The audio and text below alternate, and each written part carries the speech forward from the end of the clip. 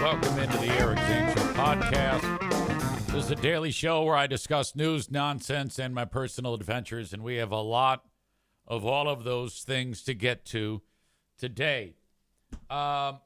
Sit tight on the free beer thing because we've got more pressing things to get to than that nonsense. But a lot of it is centered on that horrible accident last night in D.C. I don't know if you saw that. It was a one of those smaller passenger jets that smashed into a Black Hawk helicopter. 64 people on that thing during its descent into the airport, Ronald Reagan National Airport, on Wednesday night. And this is just incredible. Horrible. What a bleak scenario. There's video of this. There was some stationary camera that caught this moment. So I know that this can be like triggering to people. You know how it is nowadays. I mean, no joke. If you play anything for people and they lose their shit. So I'm giving you a warning here. Now, you're not going to see, it's all from a distance. But this is how it transpired. There's no audio to this, but you see the bright light right in the center here. That's the plane that's going to be hit by the helicopter. Ignore everything else. Now, just to the side of it, you see a little light moving towards it. That's the helicopter.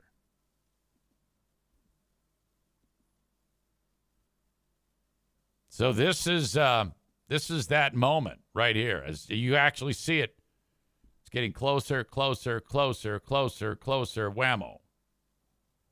My God! And then this is an even closer look at that. Holy crap!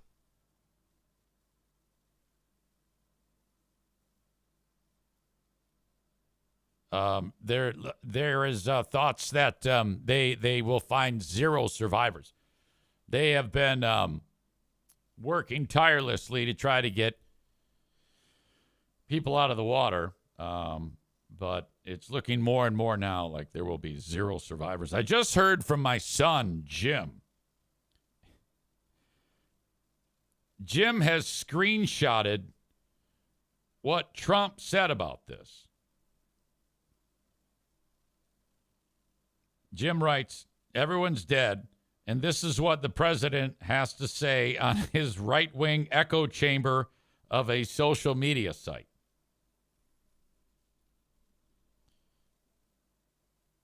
Trump writes, the airplane was on a perfect and routine line of approach to the airport. The helicopter, Trump is establishing this comment based on that horrible video that we just saw. Trump saw what you and I saw. Video from far away that looked like grainy. And Trump has already determined exactly what has happened. Like he's got it down. He writes, the airplane was on a perfect and routine line of approach to the airport. The helicopter was going straight at the airplane for an extended period of time. It is a, all caps, clear night. The lights on the plane were blazing. Why didn't the helicopter go up or down or turn?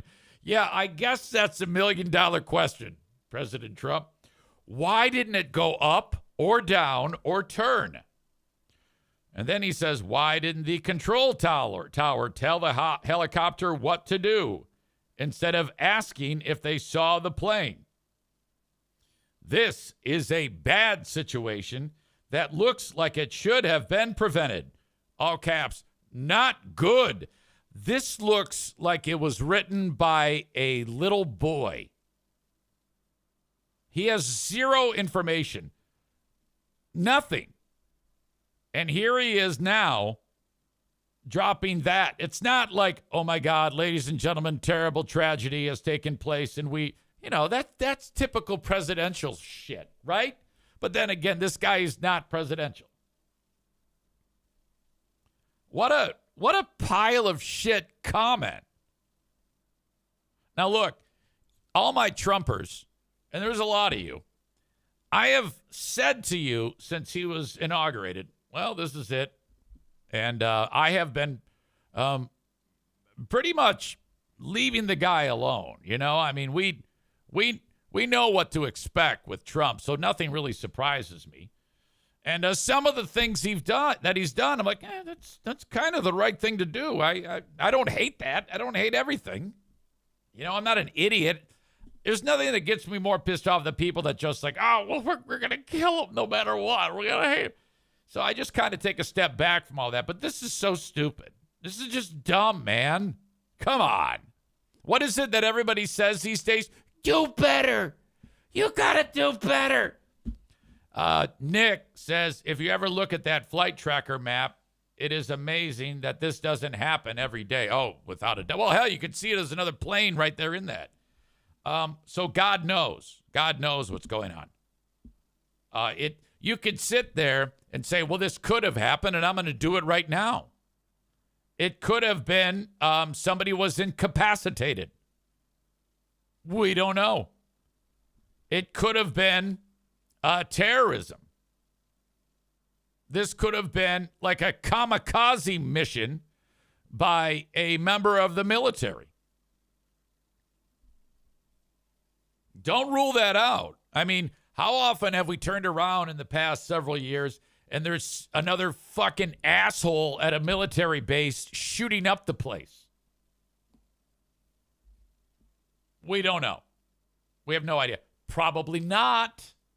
But those wild suggestions are as plausible, I guess, to everything else there.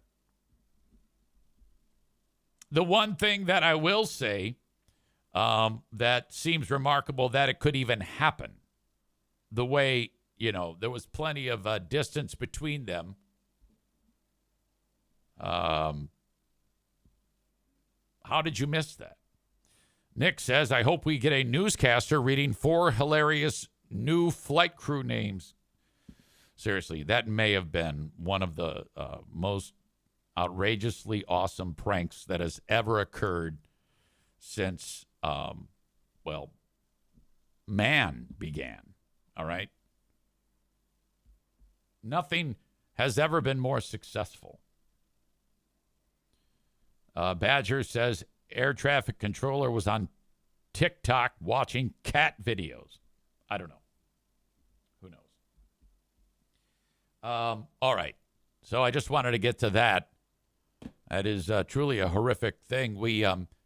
It is kind of a very rare thing to have a plane go down, a United States-based plane go down, it seems like. I remember when I was growing up, it seemed like there was a hell of a lot more of those things happening. There was one that happened near my hometown in City of Warren, where at the airport, which is not in Detroit, it's, I don't know, probably about 15 miles away in Romulus. And Middle Belt Road is like you take off, and then if you're on Middle Belt on the bridge, you see the planes, you see the belly of the plane fly right over you. And some pilot was doing his thing, and they have, all right, flaps, check, throttle up. You got the flaps? I got the flaps. All right. Hey, I don't know, something feels weird. Throttle's up. And you sure you got the flaps up? Flaps are up, Captain. All right. He hits the gas, pulls up on the thing. Plane starts to lift, but not enough. You know why? Because the fucking flaps weren't up. He's like, asshole, I told you to put, oh, fuck, shit. Oh, my God. All right, they're up now. Hit the gas. I am. And he hit the bridge. He hit the fucking bridge. It was horrible. I was a kid when that happened. I was like, oh, my God. Tension in the City of Warren. All right. Now, so I did want to address that. I also want to address it. This is a short show. Badger says, wasn't there one survivor in that one? I don't know. I don't remember.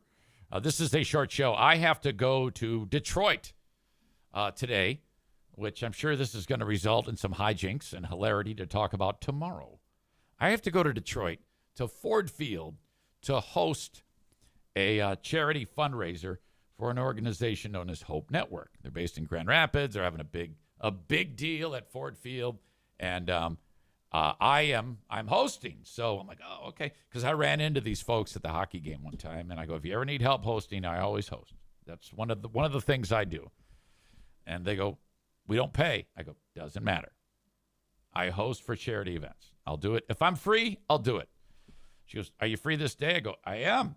I'll do it. That was the day I met Eddie Murray, the legendary Lions kicker. I posted that picture of myself, Pooh Bear, Eddie Murray, my friends from Hope Network, and Darren McCarty with his red mohawk. So, yes, I am. I'm heading there to host that today. So I got to keep this show short, unfortunately. But I have a lot to talk about, so I better just get to it. First of all, this show originates in the Impact Power Sports studio online at impactpowersportsmi.com. You can visit them in beautiful Rockford, Michigan on 14 Mile Road. And check out their great selection of stuff that they have available for you to check out that is fun. ATVs, UTVs, e-bikes, motorcycles, golf carts, all there at Impact Power Sports. Okay, so yesterday when I was podcasting, somebody said, yeah, Greg threw some shade at you. I go, oh, okay, well, I'll have to go back and check that out. And boy, did he. And it's, you know, and one of the comments I made to somebody is, you know,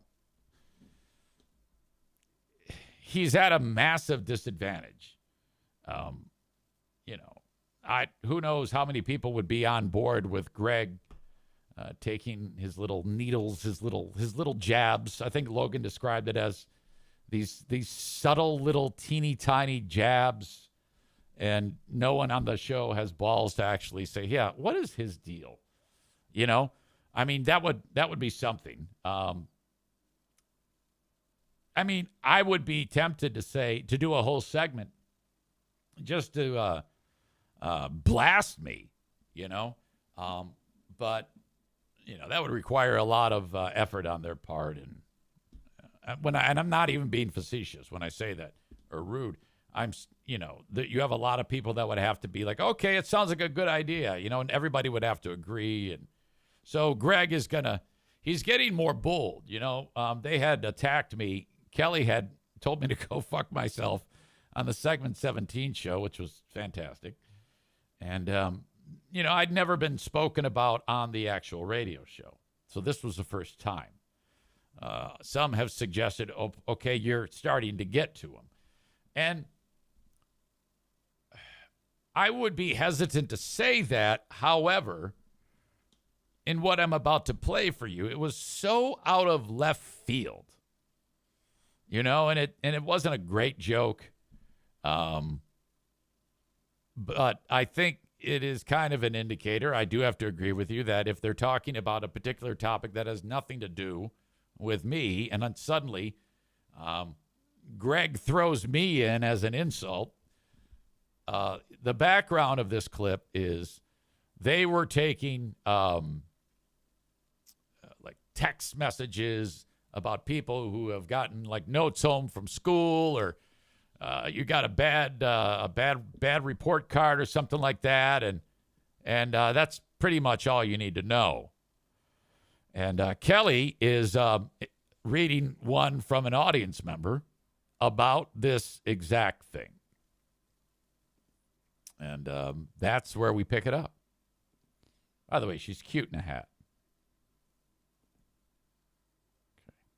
Oh, this is good. Tyler said, I went to a high school where my science teacher was also a magician. 9 times out of 10, he wouldn't teach, but he'd do magic tricks for us instead. Yes. Well, one day I made him really upset by giving him an eye roll when I was sick of his magic BS.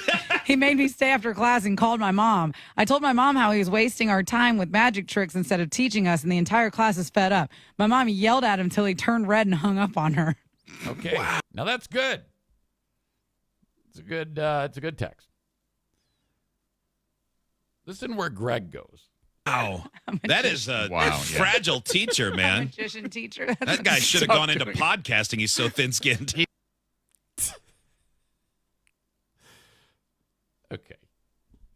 Now, I talked about this. You can call me a lot of things. There's a million and one things you can say about me. But there is no one that exists who would ever think that I am thin-skinned. And there are no examples of me being thin-skinned because I'm not. That's what makes this so silly. It's a bad insult, and the timing of it is so questionable. It's like, what the fuck? Ugh, boy. And then the idea that it's floating around in his noggin, and rather than actually doing the show, he's focusing on an insult about little old me, who's sitting here in a dormer above my garage, yelling at clouds, wearing sweatpants and slippers for the last 6 years. And so, okay. I'm kind of glad it happened. I'm very glad it happened. So I did what I do. I said, Greggy is, he's going after EZ. Hashtag Burn King. Hashtag in your kitchen. Hashtag try hard. Hashtag better help. Folks are having a field day on the comments.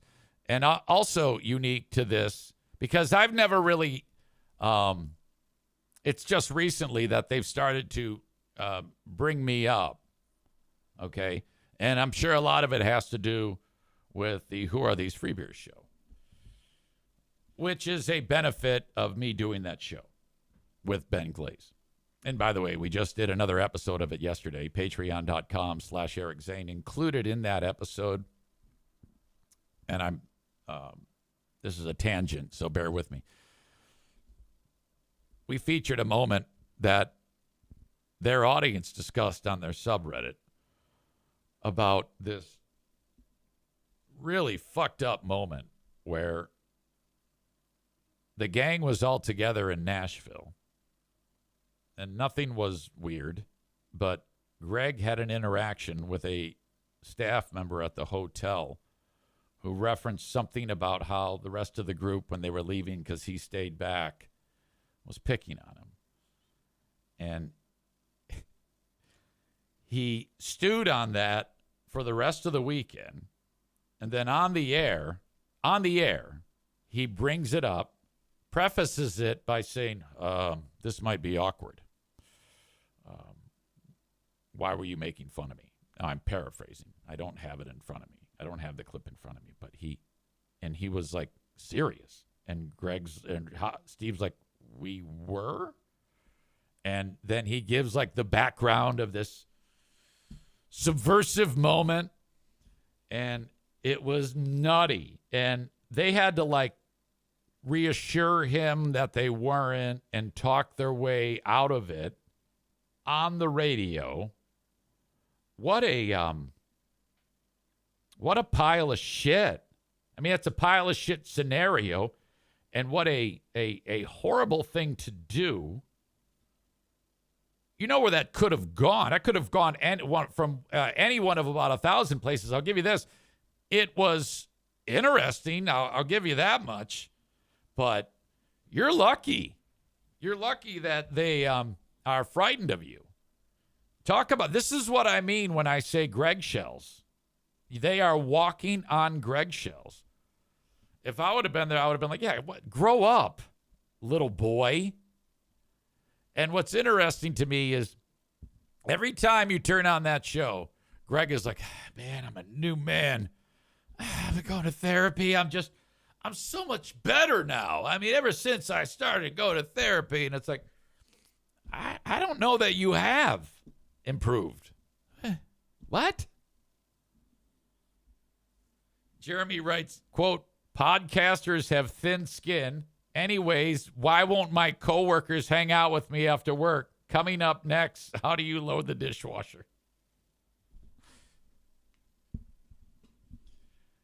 Yeah, that was bad. So make sure you go to patreon.com/Eric Zane and try it out for 7 days free. And you can, Ben and I really took a deep dive on that moment, bit by bit, on that awkwardness of when Greg was hurt in the hotel lobby. And they all looked at him when he was calling them out about it like he was a psychopath. Kelly did manage to talk her way out of it. I think Steve was on the verge of wanting to strangle him. And then they kind of glossed over it. But the unprofessionalism of just letting them have it on the air was fucking terrible. I mean, I've let my pants down professionally many times with Hot Wings. I yelled at Freebeer several times, and there were terrible moments. This was a terrible moment. You got to hear this. Patreon.com/Eric Zane. Anyway, enough of that.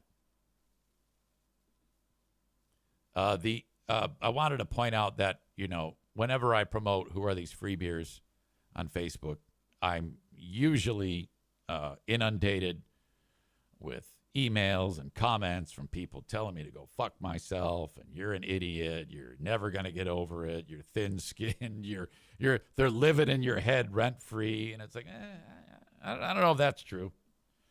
It's that show it makes for bountiful revenue, okay? There is no question that show is something that people like. Pat writes, Free Beer is clearly insecure about that pile of shit he puts on. He knows ZZ built that show and has struggled mightily to hold it together without him. I don't know if I necessarily agree with that. The show is fine, I think, in terms of ratings. We've talked about that. I don't know if the overall audience is any bigger. I think it would be smaller because fewer people are actually listening to the radio. But I know that the revenue on all radio across the board is down, so who knows? He is the one that's thin-skinned, thin-haired, thin on content, thin on entertainment, and wit, just to name a few. Those are all true. And there aren't any comments from people beating the shit out of me. And I think that that's an interesting dynamic because of how it always is people letting me have it whenever that takes place, whenever something like that happens. Kelly writes on that same clip as Friday, talking about Super Bowl parties, Freebeer says, I'd have a party, not that you would come. Left me laughing and waiting for you to make fun of. Literally only listen for you to make fun of their ridiculous Let's Play a Game radio show. I knew you on the show since you were on in Iowa. I followed you when you got the boot and your podcast. I cannot participate in the live stream as I am a mail carrier and just listen as I walk my route. But hey, Kenny, I have a pretty smile. Outstanding, Kelly. She also says, I know I need to get on the Patreon. Don't fucking yell at me. In the meantime, thank you for all you do in keeping me entertained while I take a 10-mile walk delivering mail. No, like I've said before, the Patreon is not for everybody. I don't pressure people into the Patreon. It's there if you want it. It's just piling up content. It's not going anywhere. When you do ever decide to take the plunge, it's, you've got that much more to catch up on. So there you go. Tom says Kenny has been suddenly on an absence, and since we haven't a clue what he's into, aside from his suspect explanation, I think he's into some weird stuff. Yeah, I don't think Kenny's into weird stuff. Kelly says, now this is going to push him over the edge. This is not me saying it. It's just me reading it. Some weird Bible diet, and easy is bad for his soul. If anything, Zane is what gets me through mine. Thank you, buddy. Let's eat some meat and listen to Zane. Kelly's a spirit animal. I like that. Not Kelly Cheese, but this Kelly, who I guess is in Iowa. Outstanding, Kelly. Chris says something in the chat that he says quite often, brick by brick, which is what this show is. It's kind of like these little teeny tiny moments where I'm like, oh, I got that guy and I got that girl. I got you now. You're mine. I'll thank you.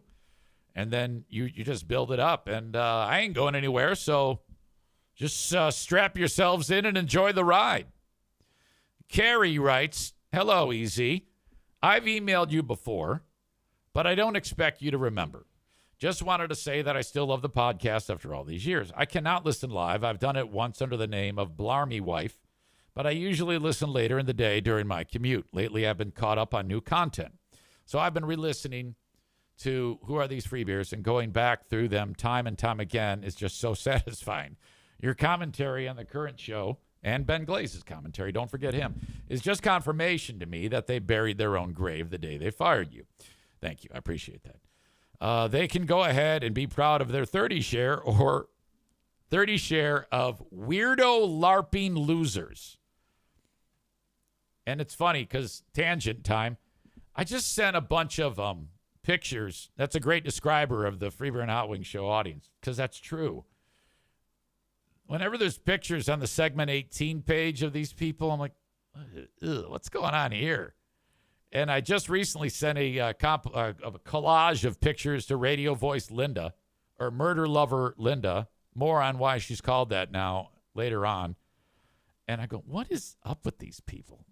They all look fucked up to me. And for Carrie to call them weirdo LARPing losers makes me go, oh, okay, that's a great descriptor. She says, I still follow them on Facebook and Reddit, and the pictures they post with audience members from live shows show the kind of people that find their insufferable drivel entertaining. Yuck. Admittedly, I listened to them for a bit after you were fired, but I've been following the podcast since the early days of your videos in your kitchen. Wow. But after Joe was not fired after flying laptop day, I was done. Seriously, by the way, I talked to Ashley just a few days ago. She's doing outstanding. She's got a great job and doing awesome. Carrie says, seriously, never stop doing Who Are These Free Beers, and please ignore or just keep trolling your haters. You live rent-free in all their heads, not the other way around. I know that. She says, you and I agree on probably almost nothing, but except for Free Beer being a complete asswipe and his show sucks. But I realize that your show is about, I realize what your show is about, and if you say something I don't agree with, there is at least some comedic value to it, so I keep listening. Anyways, I don't mean to make this all about me. This email is already way longer than I intended. But I just wanted to say, keep up the good work. Never apologize for being you. I am bringing my 6- and 4-year-old girls to Princess Night at the Griffins on Saturday. I hope to get some good footage of you walking across the ice for your infamous potty breaks. It's because of my prostate. Who knows? Maybe this will be the first time you fall. If not, maybe I can at least make fun of your pants. Go fuck yourself, loser, she says. Sign, Carrie. It's a great email. I appreciate that. She writes, and then I wrote back, oh my God, I seriously love you for sending this. You seem like also another one of my spirit animals. Thank you so much. If Diana ever croaks, I'm marrying you. Sign, your pal, Easy. Well done, Carrie. I appreciate that. I don't know why I keep getting the sound of USB being unplugged. It'll probably be about 6 months before I try to track that down. I'm not going to lie to you. All right. I need to take a break. And what's crazy is that this is a short show, but I still need to take a break because I've been chugging the water. And so that's what's going to happen. You hang in there, and I will be right back. Special hello to Free Beer, Hot Wings, Kelly, Maitland, and Steve and Tommy. I appreciate you watching or listening. It's good to have you as part of the audience.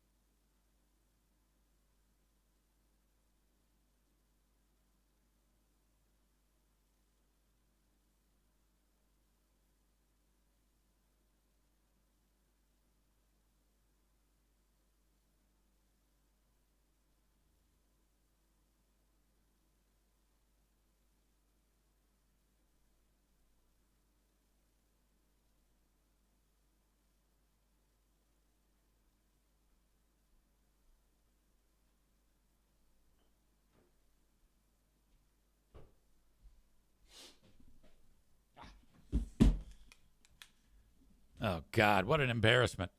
It's been a while since I did that, like a week maybe. Start the music and then walk away.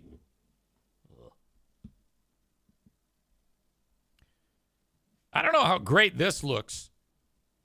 We talked about Trump posting about the helicopter/plane crash. 9 days ago, Trump fired the head of the TSA and the Coast Guard. A lot of people know that. And he also wiped out the Key Aviation Safety Advisory Committee. Oh, so if you're Trump, you're like, oh, no. Who did we fire? Did we hire Black Hawk helicopter controller guy? No. Oh, shit. That's bad. All right. Fuck me. That is rough. Trump is at it again, too. This is crazy to me that this even happened. Trump earlier in the week said, I am freezing grants and loans to pretty much everything. Stand by, ladies and gentlemen. I think the president is calling me right now. Hello, Eric Zane Show podcast. Who's this? Big Front say this is your favorite president. How are you? Mr. President, it's been way too long. Where have you been? Well, I've been very busy. I've been getting inaugurated and wonderful things, actually.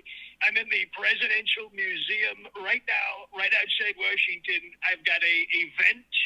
It's an amazing event, actually. I think you would like it a lot, actually. So I'm in the motorcade. Well, I can understand how busy you've been, but sir, it seems to me like isn't there like a tragedy to be? Shouldn't you be like doing something else besides whatever it is you were saying you're doing because of that plane that went down? You know. Well, it's awful odd, actually. These Russian figure skaters and things like that are on these airplanes. We don't know. And it's like, I don't know, is Putin going to be upset that we killed his people? I don't know. Okay, yeah, I didn't even mention that because you know me, I'm kind of last one to talk about things. There was I don't know how many of them were on there, but I guess there's a bunch of Russian figure skaters, you said? Oh, there's so many. I guess there's like 2 or 3. I don't know. The details are still very sparse. They're still cleaning out bodies and things like that from the river. I guess it's very tragic what's happened. Okay, I saw your post on social media, and you were kind of like trying to solve the crime right away, you know, saying that the helicopter could have gone up or down or turned. Right, and look, you know this probably actually better than anyone because, look, I'm the expert of all things. You know, I was the expert of COVID.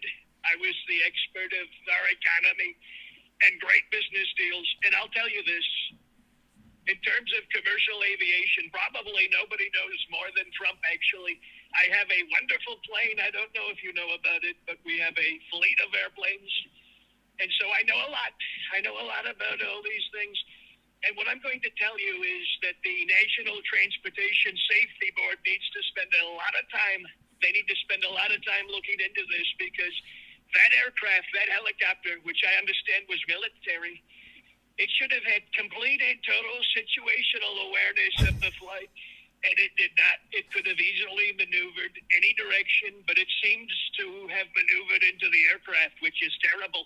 Okay, sir, you just spent a lot of time really saying nothing, but, you know, no big deal, I guess. You sound like you're a little bit under the weather. Do you have a little scratchy throat, sir? I do have a bit of a throat, but I'm also in the motorcade, and we're driving like 70 miles an hour down the highway. So it's you know, we're very, very busy this morning. Yeah, with that, is actually one of the things I wanted to cap you for. You know, we're bringing in some of the best administration, actually. And I was looking I was looking to see if you wanted to be tapped for a wonderful position in the administration. Maybe. What is the job, sir? Well, I know that you've got a big problem, a big bone to pick with terrestrial radio and all that stuff, and I'm looking for a new director of the Federal Communications. Do you think you could do that? Oh. Do you think you could run the FCC? Oh, absolutely. I would have a terrific knowledge of that. I would right away roll back the 1996 Telecommunications Act and present it to you to get rid of that law, which has monopolized the entire industry, Mr. President.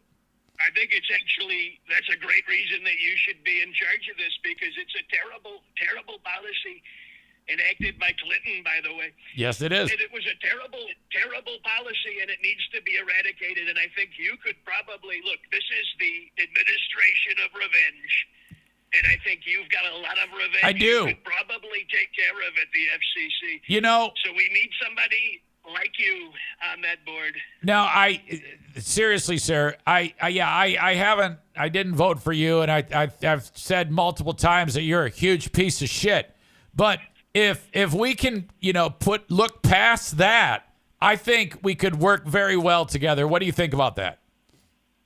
Oh, I think it's a tremendous idea, and big fraud. And look, I mean, we've got the best administration. We're going to have RFK. We're going to have wonderful people.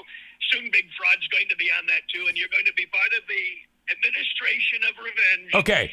We just have to get you through the tiny, tiny little confirmation hearing. No big deal, but you can do that, big fraud, can't you? All right, yeah, absolutely. I think I'd be great at it, sir. And you need someone on there. Matt Gaetz couldn't do the confirmation. He was not good for the confirmation. I'm sorry? Matt Gaetz was not good for confirmation. No. People. Yeah, I was surprised that you even nominated. I think he's people say that he likes to touch children, sir. Well, I mean, we don't know. We don't know what he does, but what he does do is wonderful things, actually.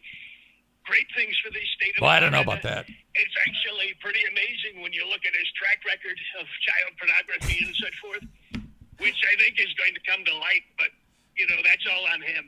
Okay. All right. Well, you have nothing to do with that. So, hey, congratulations on your big sentence in the hush money case. I have so much to do with it, and thank you for the wonderful opportunity, again, Big Fraud, to be on your program. And I want to say, we need to talk more. We need to talk a lot more, because we're going to get you into the FCC, and we're going to do great things with the FCC. I'm going to try to make it official very soon. All right. So you'll be hearing from our people. That's fantastic, and good luck in the press conference about the big crash. We're looking to hear what you have to say. Well, I'm thinking, I'm workshopping. I always workshop with you. And I'm thinking about going the whole NTSB angle and saying, the situational awareness of the helicopter pilot was clearly at fault. I think it's so obvious. Yeah. Blame him. There was like a Pakistan guy or something. I don't know. We haven't reported him yet. You could just say he was like an illegal alien or something. I think so. I think we're going to put him on the news, and they put him on there, and he was talking about how he heard these explosions and things like that. So we're going to try to get in touch with him as well, and we're going to make a wonderful statement you're going to see. But I think that it's such a tragedy, and we're going to fix it. We're going to fix it probably better than anyone's fixed these tragedies. And I feel so bad for the Russian figure skaters. I want to say that. These poor people, they're not even from America. They're in Russia. They thought they were safe, and then a helicopter plowed right into them. Terrible.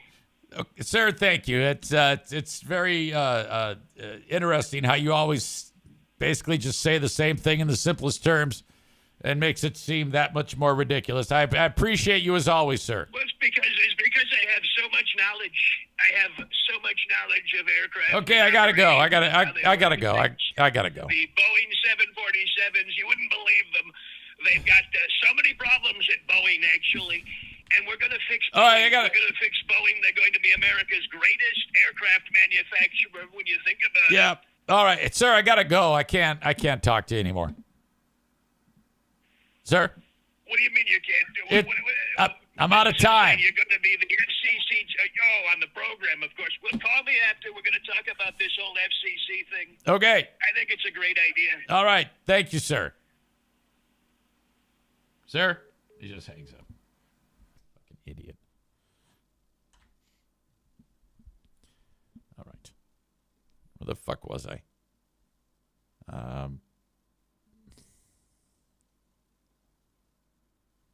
Trump, he had all that funding that he was like, I'm freezing the funding. You can't fund your DEI anymore. You can't fund suicide helpline. You can't fund your schools anymore. And he's going to wipe it all out. And then Megyn called like her congressman. And I said on this show, that's not going to help you. I was wrong. It did help because yesterday he did a 180. He said, that was a mistake. We're not doing that now. So I was talking with Nick about that when it was dart time before the game. And, he's like, yeah, well, a lot of the people that are his supporters rely on the aid that is, these are people that live on the wrong side of a hard living line. So I don't know, maybe that had something to do with it. So we also talked about DEI.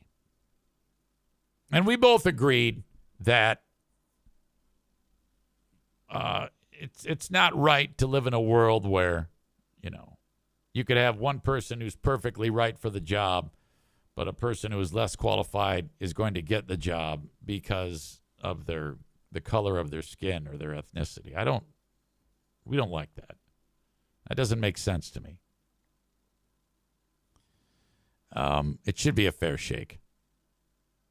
We did say that we agree that between men and women, he actually said this and I agreed with him. When it comes to DEI, when it comes to men and women, you could make the argument for that, so that if there's a job opening up, women could have a better opportunity than men, just because they're. Well, I don't even know. I can't speak for why Nick said that, but he said that makes more sense to him because of pay and things like that. Women make less money than men more often. And you hear about that from time to time. That is something that shouldn't be. But interesting that Trump suddenly does the about face. I thought that Trump would have, triple down, froze the funding, and then actually, instead of freezing the funding, wiped it out. Or maybe sent the National Guard to shut down these businesses or these institutions, or on the suicide prevention hotline, it'd be somebody talking there. All of a sudden the door gets kicked in. They rip the headset off of the chick, and the National Guard guy grabs the microphone and goes, "Fuck you," to the guy on the other line who's white knuckling it with a razor blade about to go into his wrist. That's what I expected Trump to do. Instead, he does the opposite and says, you know what? You're right. So how does that make you feel, ladies and gentlemen, who hate Trump? Because if I'm Trump, I look at this and say, yeah, truly I am caring and benevolent, and I continue to do the right thing. I mean, I trumpet that if I'm Trump. Also, Trump has decided, in this day in Trump, which is something we've been talking about quite a bit since the inauguration, is it is no longer, he is trying to end.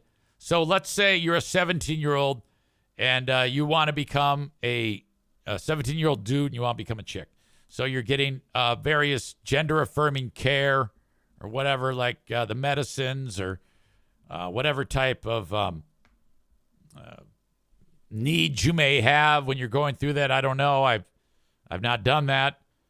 It's he is aiming to end federal support for gender transitions for those under the age of 19. Now, for me, and I don't have a dog in the fight, on its surface, I say something like, well, what's wrong with that? Why is that a big deal?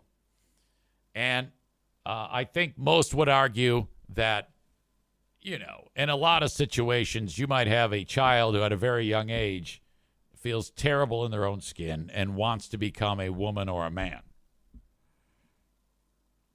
Now, there are those on the right who have this absurd point of view that society and parents are like forcing their children to change their gender. I don't believe that.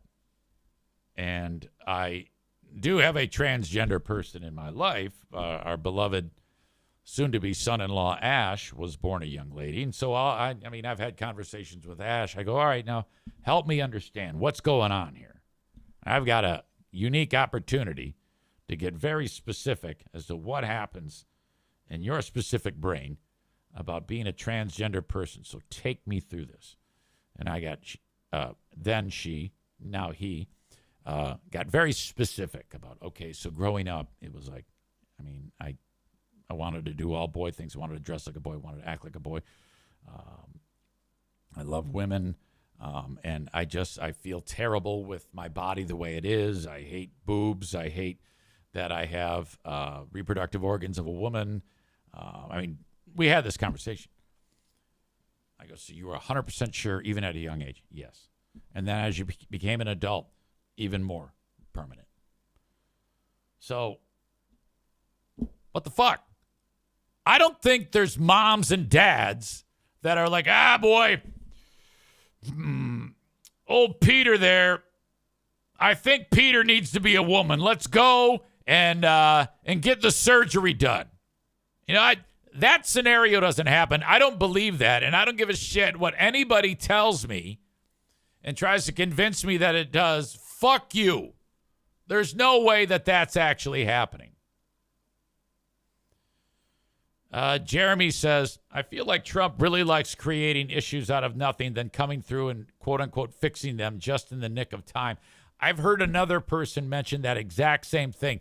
Throws a hand grenade in the room, and then, oh, no, wait a minute. And then, yeah, I've actually heard that. That's an interesting point. But he seems pretty serious about this aiming to end the federal support for gender transitions under the age of 19. There's a couple specifics in this bit of information that was released by the White House about it. The order directs that federally run insurance programs, including TRICARE for military families and Medicaid, which is health care for the indigent, exclude coverage for such care and calls on the Department of Justice, I can't read today, to vigorously pursue litigation and legislation to oppose the practice. Medicaid programs in some states cover gender-affirming care. The new order suggests that the practice could end and targets hospitals and universities that receive federal money and provide the care. The language, and this was an executive order. The language in the order used words such as maiming, sterilizing, and mutilation. Contradicts what is typical for gender-affirming care in the U.S. On the Truth Social platform, Trump called gender-affirming care barbaric medical procedures. I don't know about that, man. Puberty blockers. They wouldn't have access to those things like that. All right, so that's the latest. That is what Trump is doing right now. There's a lot more to this article. I'm kind of glossing over it as I look, but I'll end up linking it up in the show notes. of this abbreviated edition of the Eric Zane Show podcast. So this will be a rare rapid-fire sponsor session. Yesterday's asshole of the day was Dank DeMoss. The fat fuck rapper who's suing Lyft. Be thinking of your asshole of the day. It's got to be Trump, right? Frank Foss is the licensed insurance policy independent agent / broker of the show. You can find him at buyinsurancehere.com. Tag Accounting is where you want to get your accounting done for the end of the year, for tax year 2024. TagCPA.net. Buy now, refinance later with the Mario Flores Lakeshore team of Van Dyke Mortgage. Get your cannabis from Green Medicine Shop in Greenville, Michigan. And get a roof on your house from my friends at Werner Roofing, wernerroofing.com. Bob says asshole of the day is free beer and Kenny. It's not Kenny. Why would it be Kenny?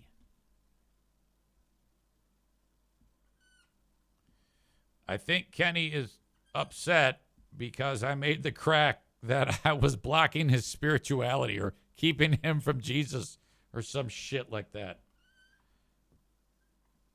And then the new patient, Kenny, flipped out and bailed. And I'm like, you got to quit doing that. You got to lighten up, man. Come on now. All right. I would love to go ahead and read all your great comments in the chat, but I'm out of time. Thank you. The asshole of the day, great suggestion, is free beer for making life miserable on the rest of his compadres on the show. Not even about going after me. I don't care about that. That actually makes me happy. It's being such a bitch. What an asshole. My God. Okay, have a good one, folks. Talk to you later. Bye-bye.